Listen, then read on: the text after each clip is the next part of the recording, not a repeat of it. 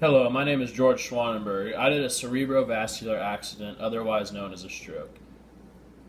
I had prepared a PowerPoint presentation to give during class to kind of go over what I had learned about this patient, and so I'm going to go through that still and just with a voiceover.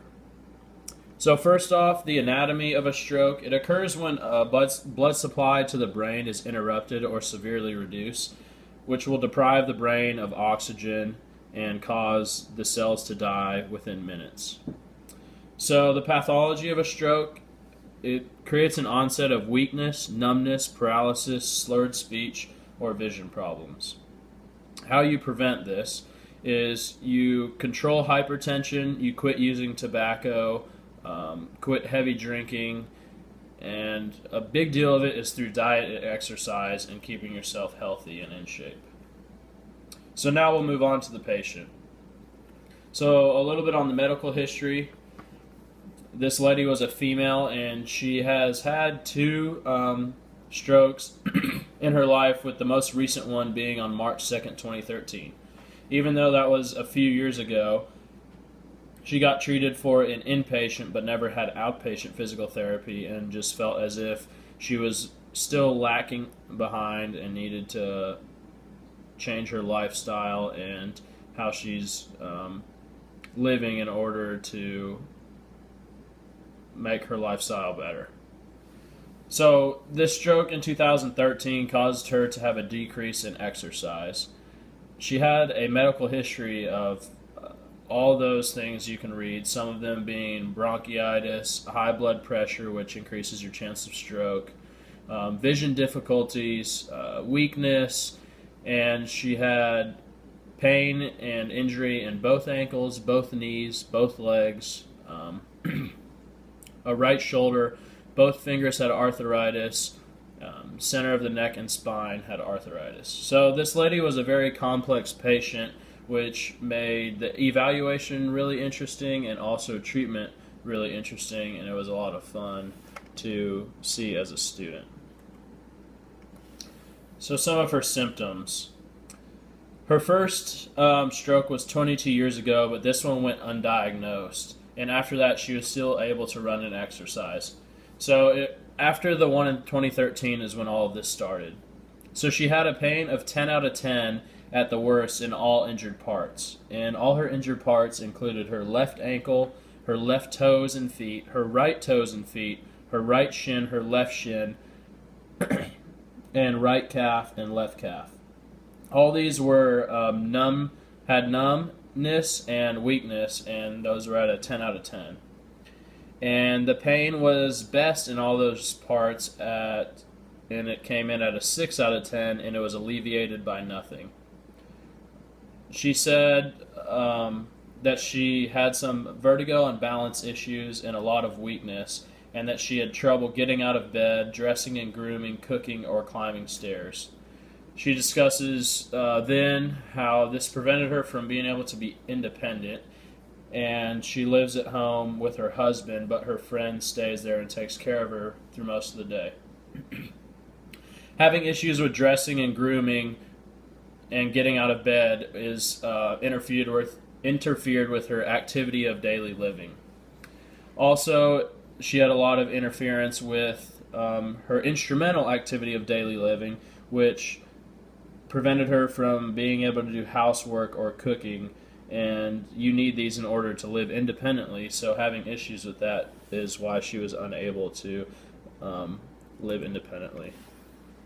So she had many limitations. She was limited in the lower extremity and the upper extremity, and she had decreased range of motion. So we tested all the joints in her lower and upper extremity, and the best manual muscle test score that she got was a 4-, and that was in her forward flexion of her left and right shoulders. Many of the other joints were at a 4 or a 3+, some of them even at a 3. And so she had a lot of weakness going on, which also caused decreased range of motion.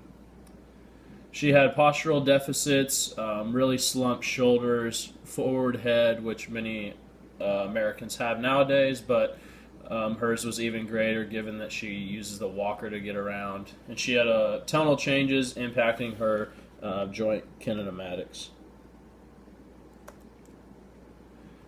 So her current level of functioning, this all came during the initial evaluation, shows she scored a disability score of 72 on the optimal instrument standardized test, which this tests your self-confidence and difficulty while doing 22 functional movements. So given that she scored a disability of 72, it showed that she was not able to do very much on her own. She reported that she was unable to bend down, she was unable to gain her balance, she was unable to kneel down, she had moderate difficulty walking short distances, she was unable to walk outdoors, she was unable to run, and she had moderate difficulty when reaching for objects. So her prior level of functioning before her stroke, the second one, she only had an increase in these types of symptoms when she did really strenuous activity, and she said this was because she was overweight and did not keep herself in shape. But she was able to do all the IADLs before the second stroke and took care of her husband and the house and all the cooking and cleaning, and also had a full-time job of cleaning. So a few comorbidities that she had diabetes, high blood pressure, and bronchitis. So now moving into her short-term goals. So we wanted to improve her functional outcome score by 5 points, decrease pain at a max of 5 points, as in we wanted her to be at a max of 5 out of 10 on pain, so cut that in half. We wanted her to improve her strength by half a grade in all joints and improve the range of motion by 5 degrees, and then also be independent with her basic foundational home exercise programs. So we wanted her to be able to stretch on her own and do mat exercises such as straight leg raises and clams, ankle pumps, short arc quad, long arc quad, exercises such as that on her own as in the short term. Long term, we wanted to, there's quite a few tests here such as the Tenetti's, the DGI, which is the dynamic gait index, and the Berg test. All those are to do with balance and dizziness and gait, and so we wanted her just to be able to get into a range of a low fall risk on all of those in the long term. We also wanted her, that will prevent falls, and we wanted her to be able to demonstrate recovery strategies, demonstrate compliance with exercises, and demonstrate effective ankle and recovery strategies. So her treatment plan was she was going to come 2 to 3 times a week for 8 weeks. Some weeks she came 3 times, some weeks 2, but most of the time she came 3 times a week. A few of the modalities she did were some pain modalities, and which included PRN and IFC, and then she also did some muscle re-education with the Russian or the NMES setting. So her exercise included therapeutic exercises, manual work, neuromuscular re-education, therapeutic activities, gait training, and balance training, which I'm going to get to more. So the progression of this patient. At the beginning, she had issues even standing up on her own, walking on her own, doing anything. So we started her off doing a lot of mat work and table work in order to increase her strength so that she would be able to do those. We still did some standing stuff such as shallow knee bends, some lunges, just walking around. We did functional walking with her walker, and then also progressed to a cane, and then eventually progressed to getting rid of the cane and just having a gait belt there for whatever therapist or technician was working with her, which was sometimes me, in order to make sure safety.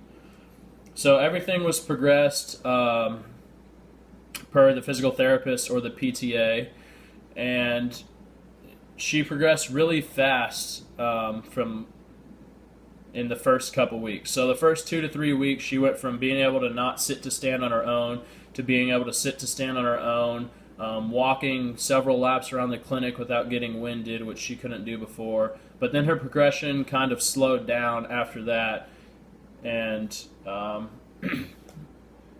she didn't have increases quite as fast. So her prognosis and her return to activity was that skilled physical therapy will improve the mobility, including transfers and bed mobility, and that we'll have postural and functional modification education, improve the functional gait, improve activities of daily living, and address movement-related deficits. So now my own personal impressions. This patient, there was a language barrier. She didn't speak much English. She mainly spoke Spanish other than the basics. And so working with her was really interesting. From the start in the evaluation, she had a translator in order to tell the physical therapist, with myself listening, what was going on and how it was treated. So that was very interesting. That was the first time I've ever had to work with anything like that. But given that I sat in on the eval with the clinician, I worked with this lady often during her rehab. And the one thing that I'll say really gave her the best results was that she had a drive to get better no matter what. Even though she was winded, she said, I want to keep going. I'm not going to stop. I'm not going to stop. I'm going to keep going.